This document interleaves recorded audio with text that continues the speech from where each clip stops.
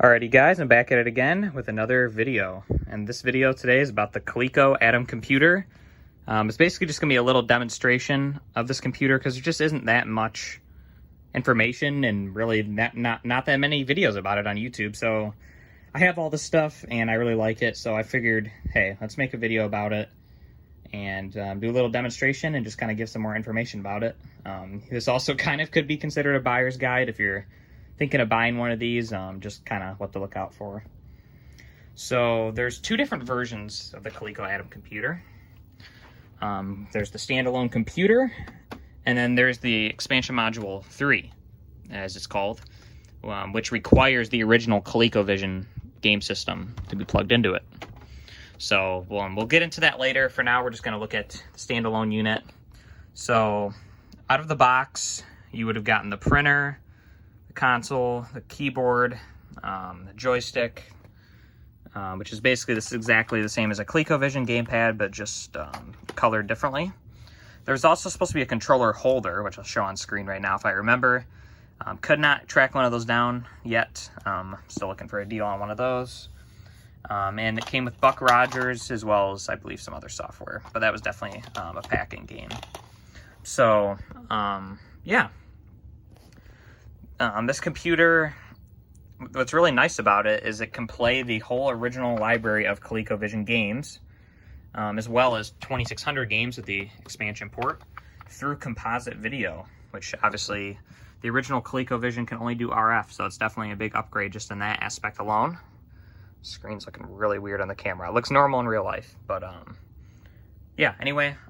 Another thing I wanted to mention was this keyboard cable that you see here. The silver is not original. It's more supposed to look like this, like a coiled cable. It looks a little different than that, but it's very similar. So it's not supposed to be the silver cable. It was just like a reproduction one that I bought on eBay.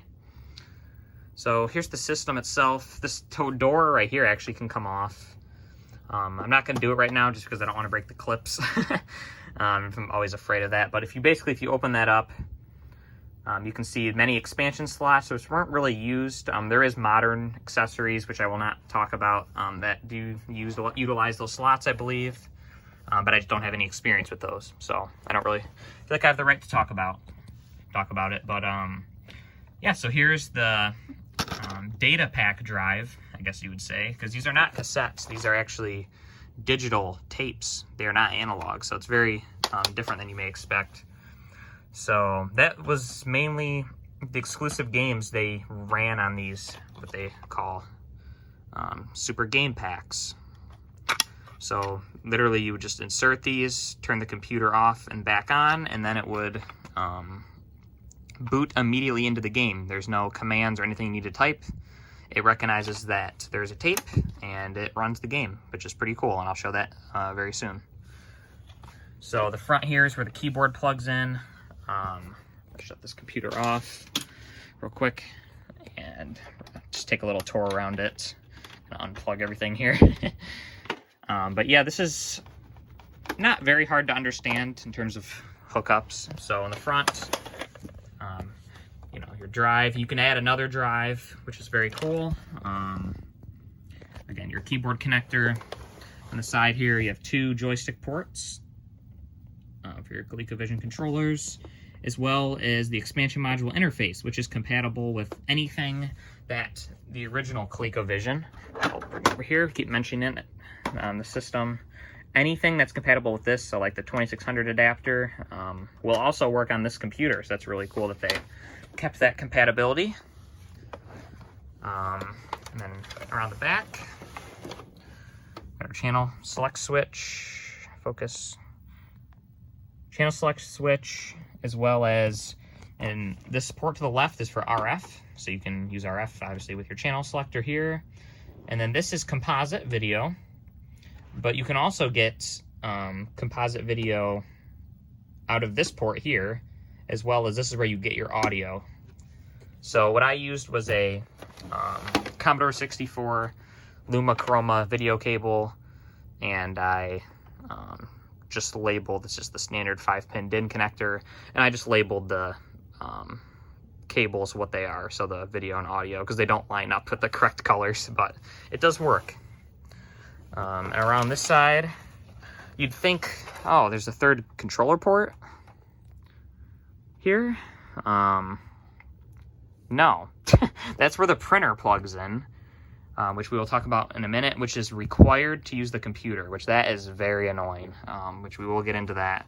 And then right here is for AtomNet, which was like their online thing they were going to have. And now there's adapters and stuff where you can go online nowadays and download games and stuff. I may get one of those one day, so maybe we'll get to utilize that in the future. But at the moment, I do not have any modern accessories. So just the original stuff here. So you may be wondering, oh yeah, I didn't show the switches up here. So this is where you insert your normal ColecoVision cartridge, just as you'd expect. Here you go, you're playing ColecoVision. There's a reset switch for the computer itself. Flick that and it resets. And then there's also a cartridge reset. So this would be for your ColecoVision. And when you boot up the computer, if you boot into the Atom typewriter, I think it's called, you can hit this, you can insert a cartridge and hit this reset button at any time and it will boot into the ColecoVision game. So that's pretty cool to have hot swappable cartridges like that. But either way, this sucks. This is what really hurts this system. If you're just someone like me who bought the system to just play ColecoVision games over composite video, and that's why I tracked one of these things down, this sucks. So this is your power supply,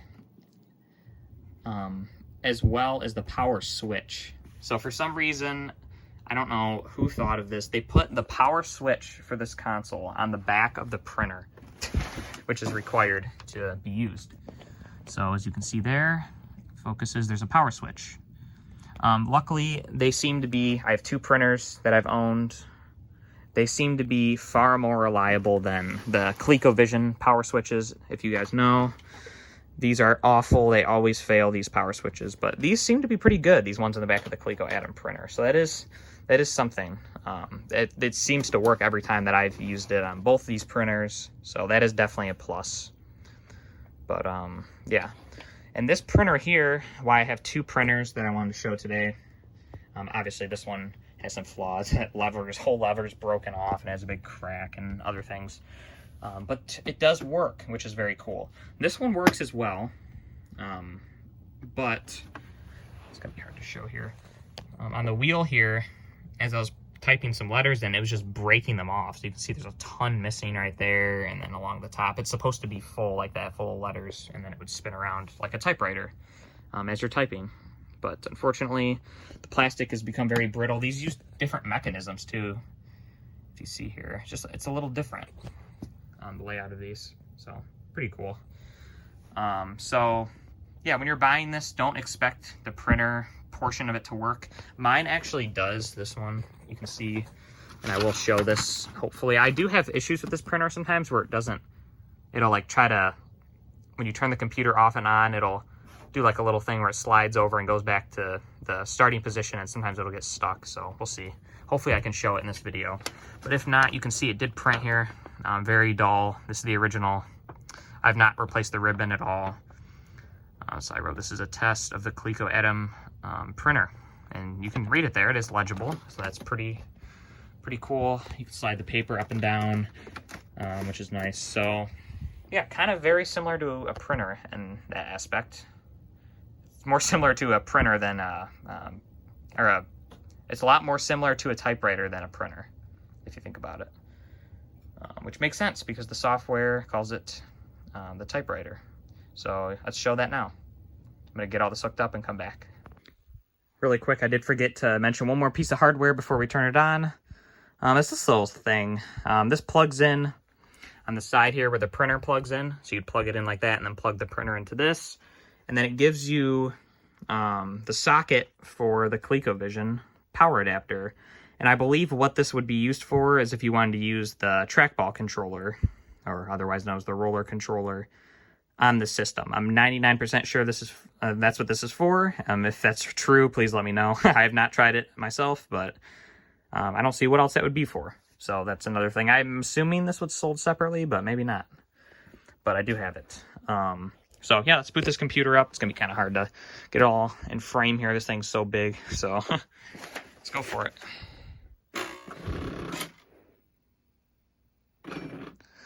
So as you can see, the little typewriter head, I guess, recentered. You can see on the screen here, Adams electric typewriter. So basically, there's a bunch of different things you can do, but basically the simple thing is you can just type in whatever you want on the keyboard. It'll appear on the screen as well as print on the paper at the same time.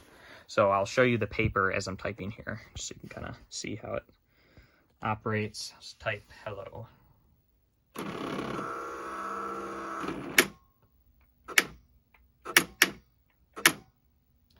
All right.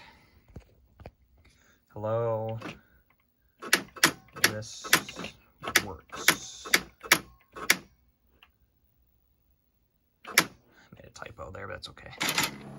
Hit enter, and then it goes back to the start. But let's see if we can make that out. Focus here, it's very dull. Yeah, so you can kind of see it there. So yeah, it doesn't work great, but you can tell it definitely does work, which is pretty cool. Again, I mentioned I do have 2 of these printers, but this one definitely will not be printing as the letters are all breaking off. But this one's good for now, but I'm going to try not to use it much more, just because I'm in fear of the letters breaking off. So you're here, and at any time, you can insert a ColecoVision game and hit the cartridge reset here. And there you go. It'll start up just like a normal ColecoVision game system. So you see the splash screen there, still not skippable. But it looks great. The colors are not coming up on this video too well, but it's okay. And then you can use your controller and just play the games as you would on a stock ColecoVision.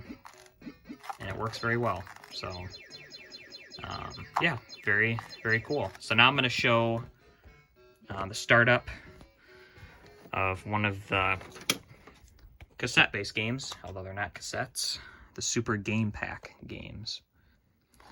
So basically you just insert it here, the door just pops down, you literally just set it in and close it. So very simple, and then when you turn the computer on, it's just going to boot into the game. So try to show you guys that now. Let's see if I can find the power switch. There it is.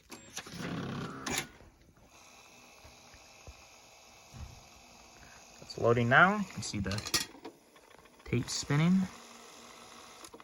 It's going back and forth, getting all the data. So pretty cool. I did clean my pinch rollers and the read head before this. So as you can see, it boots up just like a ColecoVision game. It's still spinning.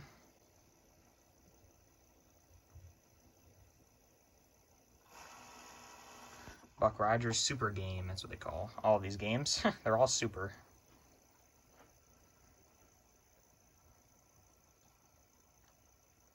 And these games will just have more advanced graphics or more advanced sounds or more levels depending on the game. A lot of these, like Buck Rogers, is on the original ColecoVision, but this is just an enhanced version of it. So you can have 1 here, 1 player, skill 1. And as you can see, the game will boot up, and we are playing. It's got blown up there. But the interesting thing is, as we're playing, because of just how this works, the tape is still spinning. It's still reading data. So kind of like a cartridge, I guess you could say. It's always reading off the tape.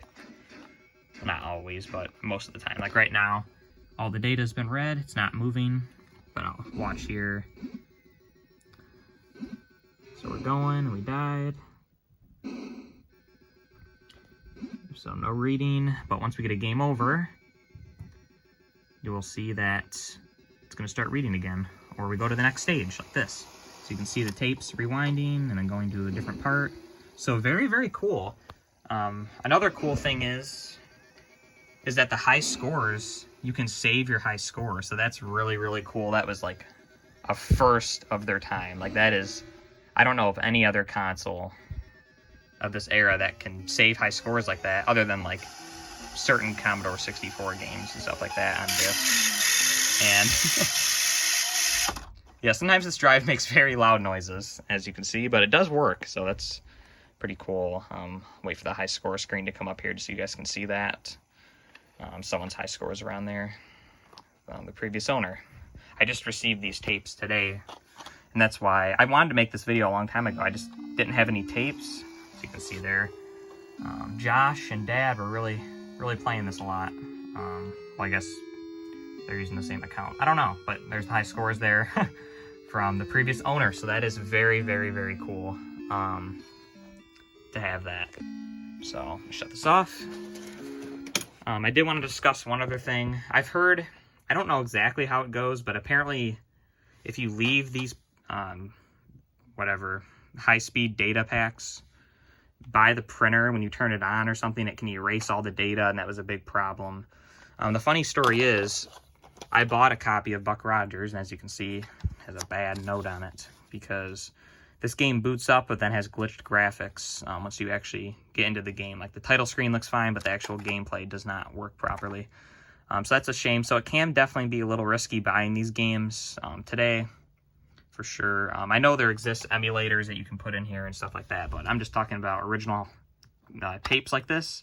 It definitely can be risky. I would recommend buying tested tapes, so if you do have an issue, you can return them on eBay.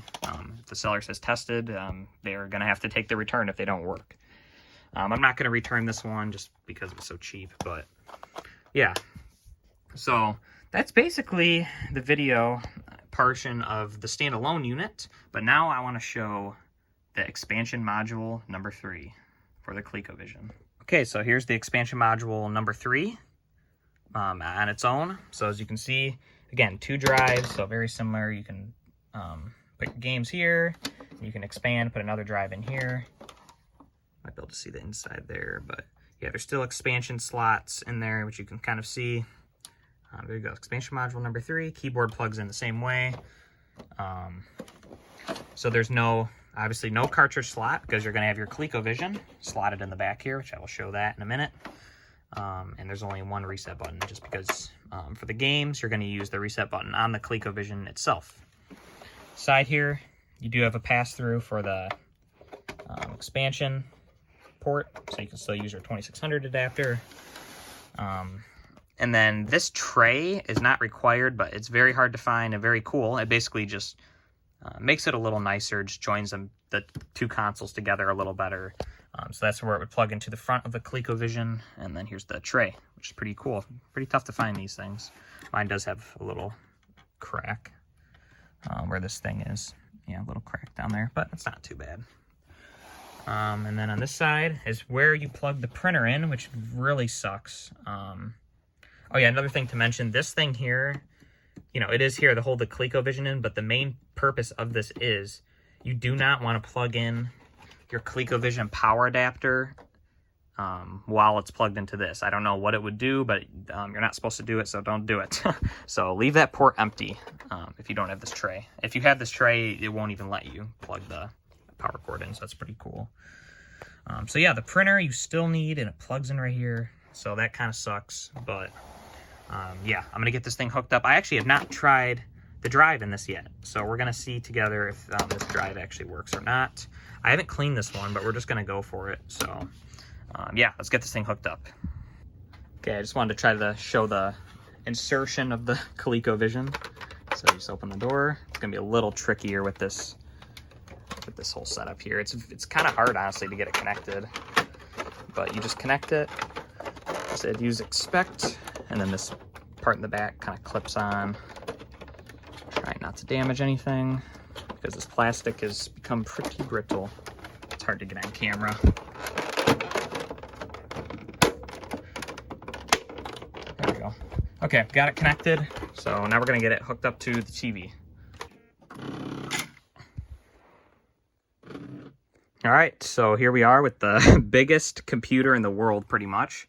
As you can see, we switched monitors, and that is because I totally forgot to mention another huge thing that sucks about the expansion module, or the main thing that does suck about it, other than being ginormous, is that it does not have composite, because you're just using the video signal from the ColecoVision itself. So that really sucks. That's the main benefit, in my opinion, of the Coleco Atom computer. So for this not to have it, that's really a shame. But Yeah, so this reset button here, again, just resets the typewriter, just as the other one did. And then if you want to start your ColecoVision game, you hit the reset button there, and the ColecoVision game starts as it should. The power switch, I don't believe matters what position it's in. It didn't seem to matter. I just tested it real quick. It didn't seem to matter what position the power switch was on the ColecoVision itself. So you don't really have to worry about that. Then you plug the controller into the ColecoVision, just as you normally would. And you're playing Donkey Kong Jr. So that's pretty cool. So now it's time to try the tape drive. I'm very nervous. I hope that it works. We're going to try it live here. If not, it's okay, but I'm hoping that it does. So, pops open. I did not clean the head and the rollers on this one either, as I mentioned before, so if it doesn't work, that may be our issue, but they look pretty clean, so I think we'll be okay. So let's start it and hope for the best.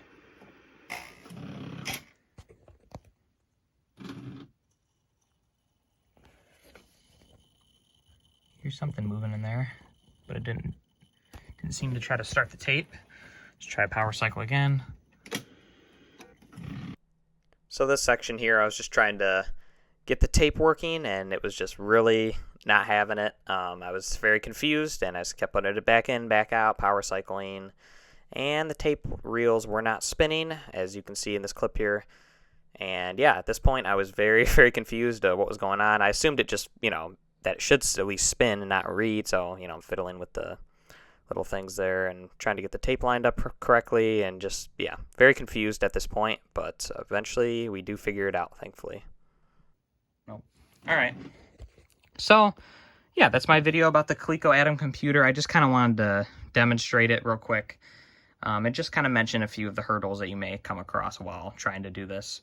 I would definitely recommend the standalone unit over this one. This one's just more, in my opinion, just of a collection item. It's just pretty cool to own. You can switch out these drives, and I'm sure they can be repaired. I'm not really too worried about it just because I have the other unit that does function. So, never mind, the video is not over. I just realized that I'm a complete idiot, and I overlooked a few things. So for one, I did not realize you cannot have a cartridge inside the ColecoVision if you want the tape to play. I did not know that. I just assumed whatever mode it was in, it was going to do that. And speaking of that, this power switch does affect the boot up process. So if it's in the on position, which I will do right now, let's check the tape. So if that's in the on position, we just turn it on. See, it didn't do it there though. Weird. I did not restore this ColecoVision yet, so I'm not sure. No. Okay, but anyway, it seems like this needs to be in the off position for the tape to play, which I did not realize that either. Because I've never used the tape drive on this version of the Coleco Atom, but now I do know that. So, as you can see, should work now, hopefully. I did not launch into the game yet, but it seemed like it was going to work. Yep, so Buck Rogers, very cool.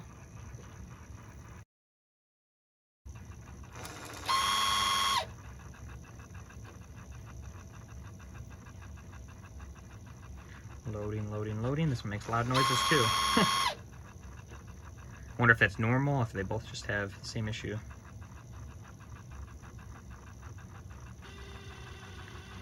This is taking a while to load. It's really trying. It's definitely slower than my other computer.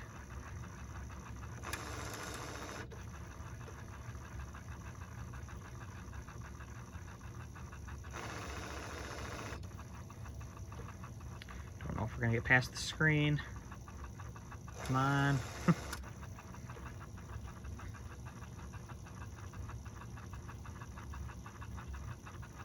Oh, it's glitched though. And this is the good copy of the game. So it's trying to work, it's just not fully there yet. Maybe after I clean the read head and the pinch rollers, that might make a difference. All right, after messing with it some more, I a miracle has happened. It seems to be working perfectly now. This happens a lot with me with this kind of stuff. A lot of times it just needs to be used a little bit. So after a couple attempts, I've just did 3 attempts in a row and it loaded up perfectly. So hopefully it does that again for the video. Just wanted to show that it did end up working. So that is really cool. Both of these consoles, by the way, were bought. They were both bought on eBay for parts. I think I paid $50 for that and like around that for this as well, which yes, that is very good. But I also bought them a while ago. It's going to be very hard to get one for that price now, but it's definitely possible, for sure. So there's our startup screen, and I haven't booted into the game. I played it for a minute, and it seemed to be working perfectly. So that's very cool. So I have 2 functioning drives, which is awesome. Games I would really want to get for this would mainly just be Donkey Kong Jr. and the original Donkey Kong, just for the expanded levels and stuff like that. I just think it'd be cool to have those. Finally play the pie stage in Donkey Kong on here. So yeah, there we go. So no glitches anymore. Got our remote here. You can hear it's rating. It does seem to be a little slower than my other machine, but maybe not. It's hard to say. Definitely not fast loading times here. All right, so 1 player, skill level 1. And as you can see, the game is playing as it should. So very, very cool. It still makes loud noises, just like my other one, but that seems to be pretty normal with these. So, again, thanks so much, and have a great rest of your day. Bye.